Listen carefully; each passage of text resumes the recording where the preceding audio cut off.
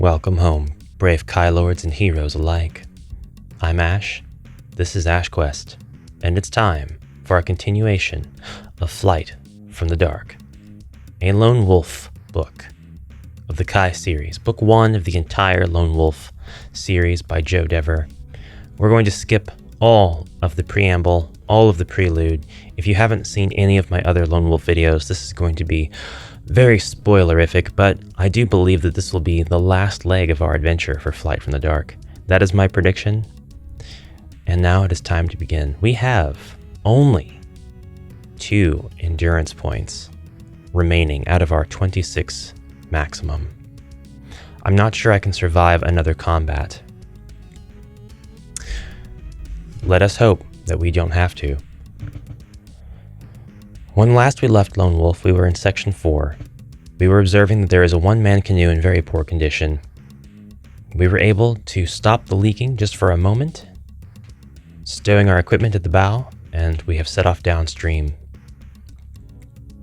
We have heard the sound of horses galloping. We don't have the Kai sense of sixth sense, the Kai discipline, rather.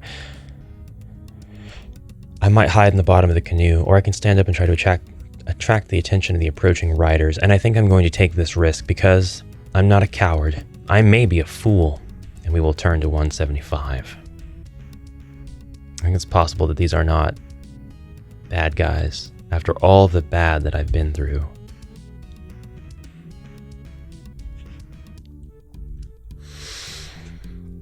Waving your arms at the approaching cavalry, you recognize them to be border rangers of King Ulnar's army. Yes! Tough woodsmen who police the forest in the troubled western frontier of the kingdom. But your relief at seeing them soon evaporates when you realize that they are fleeing from a pack of doom wolves with snarling jack riders clad in orange uniforms. No! Black arrows are whistling all around the rangers as the vicious doom wolves close the gap between them. It's not as though they are on Kron. They can't just fly over and get to me, so we're going to make for the other bank, turning to 116.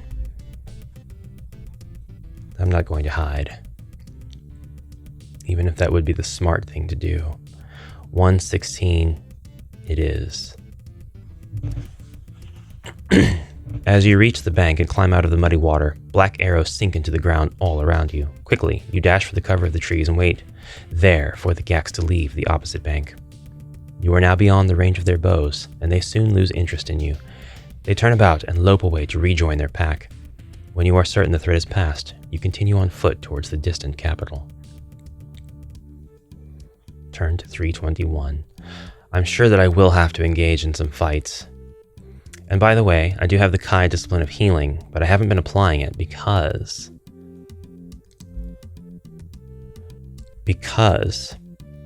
I have used it 10 times, and I'm trying for the convention of only using healing 10 times before stopping. Otherwise, I feel like it might be too OP. You have walked for nearly an hour along the meandering river's edge when you come to a wide bend. A copse of oak trees stands atop a knoll at this point. From somewhere beyond the knoll, you can hear the unmistakable noise of a battle taking place. Cautiously, you make your way towards the trees in order to get an elevated view of what lies beyond. Turn to 273.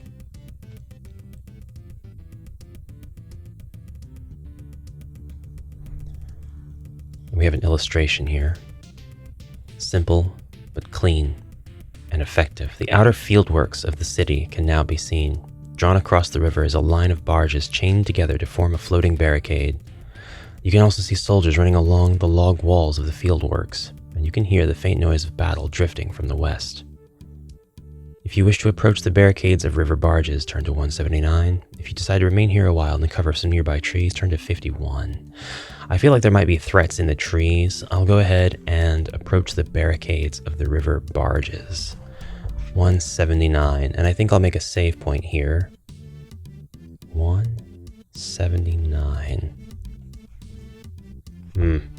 And by that I mean actually 273.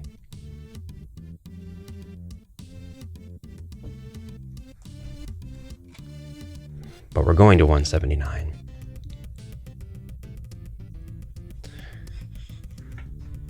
As you are making your approach, Toward the floating barricades, a watchful lookout on the log wall spots you and informs his sergeant, fearing that you could be an enemy scout who is attempting to sabotage the barges. The soldiers are armed with loaded crossbows, which they train on you as they come closer. If you wish to raise your hands above your head and walk slowly toward them, turn to 318. We'll do that, but I see that we're getting another option to run for cover in the trees. It's just me. It's just Lone Wolf.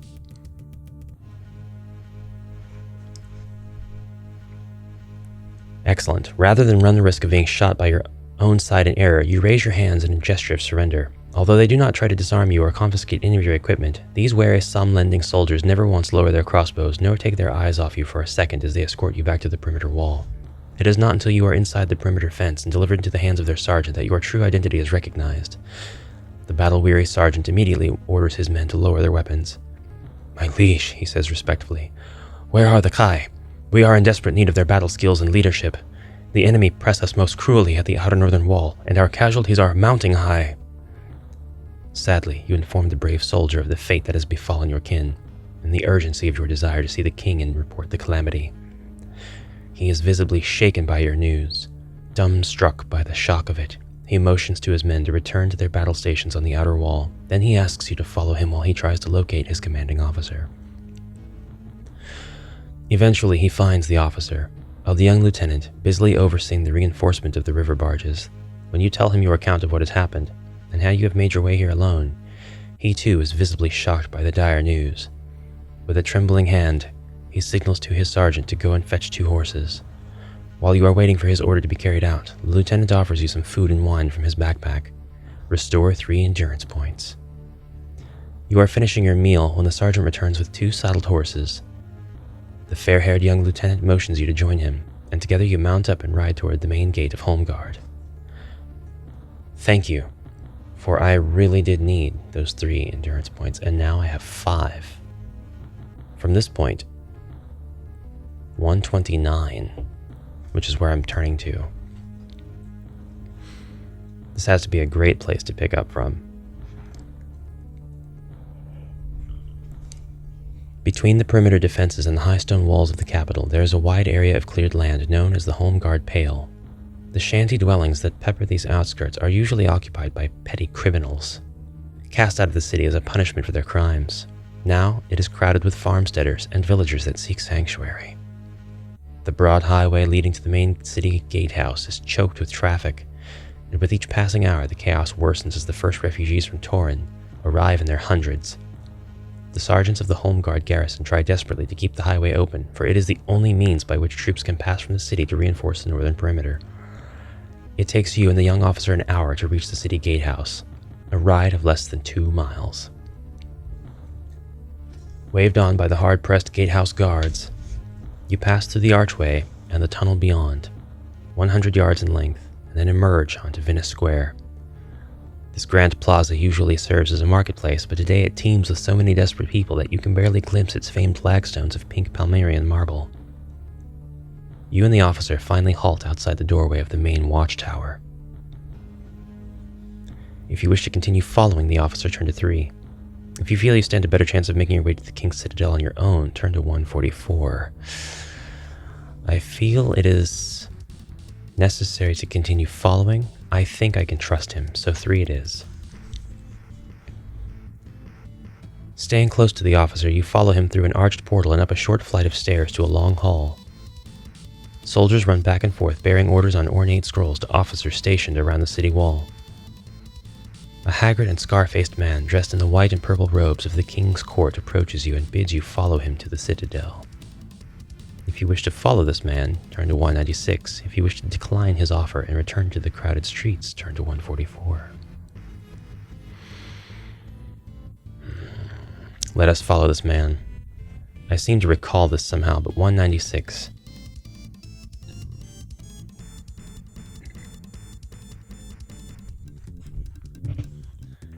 You follow the man into a small library off the main hall.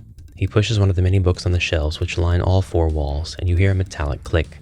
One section of the bookcase slowly slides back to reveal a hidden passage.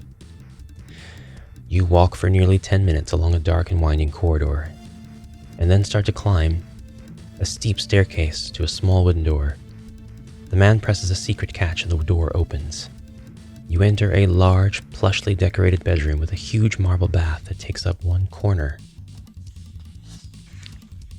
of the room. The man suggests that you refresh yourself here whilst he seeks an audience with the king. You quickly bathe and change into some white robes that have been left out on a large marble table. Shortly, the man returns and leads you through a long corridor lined with exquisite tapestries. You finally arrive at a large door guarded by 2 soldiers wearing silver armor. You are about to meet the king. Turn to 350. We've made it. For 350 is the last passage of the book.